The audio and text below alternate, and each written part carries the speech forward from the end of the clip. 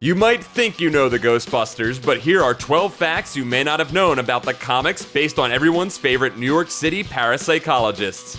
The very first comic book featuring the Ghostbusters was a series from Marvel UK called The Real Ghostbusters, based on the cartoon of the same name. Beginning in March 1988, the UK series was followed in August by an American series also called The Real Ghostbusters and based on the cartoon, published by Now Comics.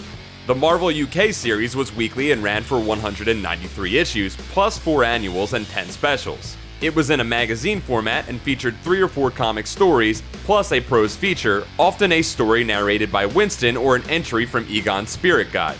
Writers from this series include Dan Abnett and Andy Lanning, perhaps best known today for their work on Guardians of the Galaxy. The Now Comics series ran monthly for a total of 32 issues across 2 volumes, 2 annuals, and a 3D special. Artists on this series include John Tobias, who would later be one of the co-creators of Mortal Kombat, Phil Hester, noted Green Arrow artist and co-creator of Fire Breather, and Evan Dorkin, creator of Milk and Cheese, Beasts of Burden, and Welcome to Eltingville.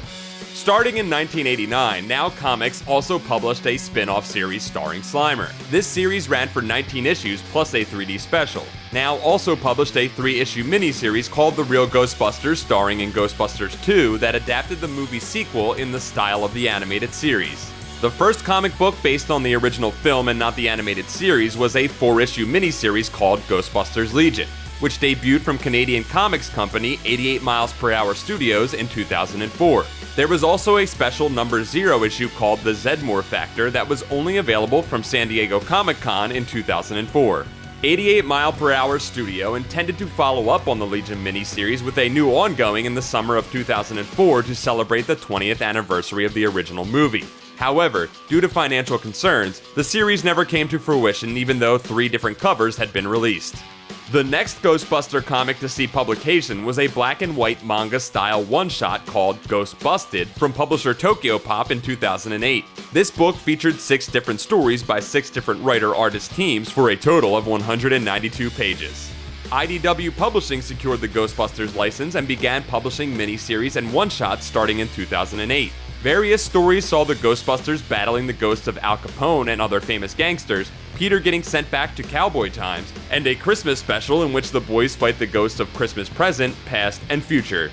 Following these miniseries and one-shots, IDW launched an ongoing Ghostbusters series written by Eric Burnham with art by Dan Schoening. Volume 1 of this series lasted 16 issues and saw the Ghostbusters leave New York City and take a road trip in which they encountered ghosts across the country.